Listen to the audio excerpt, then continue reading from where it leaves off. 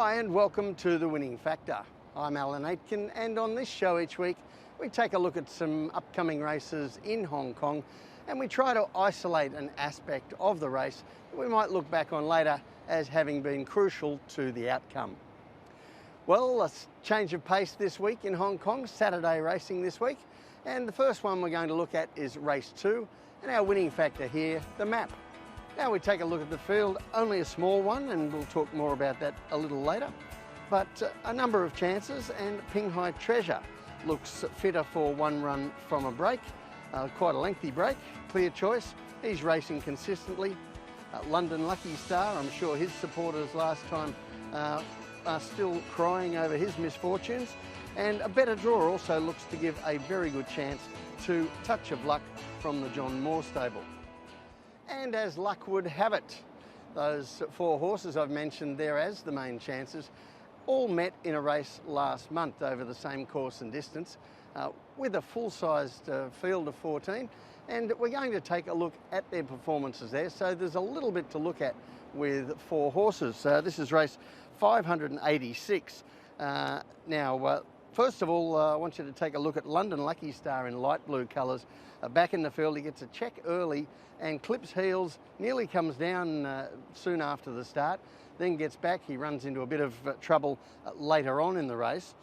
We also see Touch of Luck in the red, black and white colours pressing forward out wide, Pinghai Treasure going forward, and Clear Choice in the dark blue and white hoops. He's fairly prominent here in the early stages too. And I want you to note the heat map here, a little bit of pressure on early, Pinghai Treasure and especially Touch of Luck from a wide gate, spending their petrol in the first 2/3 of the race, and that counted against them in the home straight. And when we get to the home turn, you'll see London Lucky Star again, held up back in the field. He gets through inside and flashes past both of them to nearly cause an upset, while Clear Choice also gets by Pinghai Treasure and Touch of Luck in the final stages of the race. But I'm confident that Pinghai Treasure and Touch of Luck, who finished worst of the 4 horses we mentioned earlier, can turn it around here. Pinghai Treasure at his first run for 9 months out with injury, and also Touch of Luck, who gets a much better draw this time. And I think the key to them turning that form around is the map. And when we take a look at the map, I want to draw a distinction here between talking about the tempo in a race and a winning factor of the map as we have here, because talking about the map considers in its entirety the way the whole chemistry of the race sets up and affects the outcome, not just the pace of the race. Now, an outside barrier from the 1650 metres on the dirt for Pinghai Treasure is not a great start. But you see here we have only the smallish field and also 2 likely and obvious pacemakers. Sprinter Handsome Bobo taking a big step up in distance, and also California Argent, who's shown a keenness to lead at a good speed this sort of distance. And I think they'll run along early and open up a gap behind them, and Clear Choice and Pinghai Treasure will be able to slide over behind them, while Touch of Luck from the low gate this time, that enables him to be conserved more in the early stages than in the race that we saw earlier, and I think he races better like that. So the tip in race 2, Pinghai Treasure. His winning factor, the map. Although he finished behind a couple of his rivals here when they met last time, there's reason to think he'll be fitter this time, but to me the crucial thing is the map. I think he'll get a chance to sit behind a couple of leaders here, take it easy a little bit more in the early and middle stages, and have something left for the finish. The second race I want to examine is race 5, and our winning factor here is the last start winner, Up in Class. Now this is a Class 4, 1800 metres, and I think our major players are only a few here. A Cheerful Star, he hasn't had things really work out his way at his last 2 runs. The 3-year-old, Invaluable, who should certainly have finished a little bit closer at Happy Valley last start without interference. And the last start Class 5 winner, McMonagle.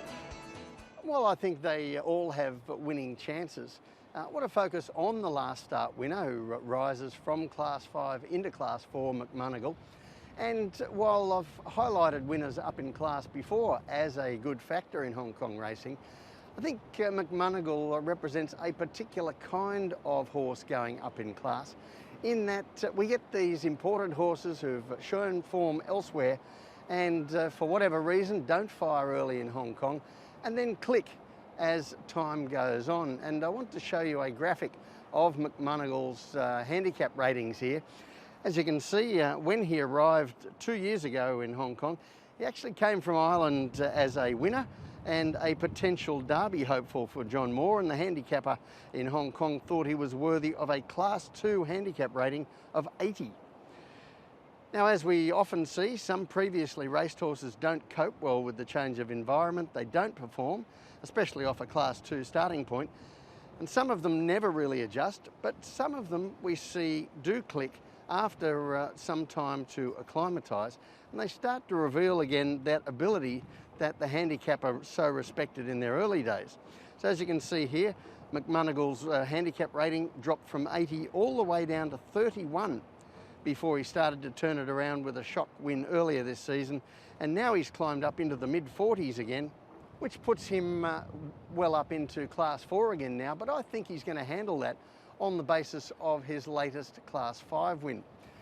Now we'll have a look at the replay here, and I want to highlight the way the race was run, particularly the heat map here at the bottom of the screen. Now, every lead section of this race was run above average or on average, and McMonagle, he raced handy up on those lead sections, and then the heat was really turned up from the 800 metres to the 400, which is where Matthew Poons sent McMonagle into action and chased hard, and he responded well, taking the lead beyond the 300 metres.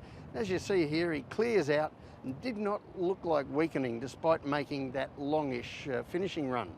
Now that solid, consistent speed does seem to be the way that McMonagle performs best, and the best part about his racing style is that if others don't provide that for him, he can provide it himself. But we'll take a look at the map, and we have designated leaders here like California Legend and possibly Beauty Angel, and perhaps McMonagle will be in the same place we saw on that video, just behind the leaders. But if they don't want to lead, I'm confident he'd be able to go forward and ensure the right tempo for himself. So the tip in race 5 is McMonagle, his winning factor, the last start winner up in class. But I think he represents a particular kind of last start winner up in class, because he's been in this class before. In fact, he's been in a higher class than this before, and he's making his way back up the ratings after finally finding his feet in Class 5. He may not get to the 80 rating he started with in Hong Kong, but I think there's a fair bit of scope there to say that he's well up to winning races in Class 4. Well, that's it from the winning factor for this week. Good luck on Saturday. We'll see you next time.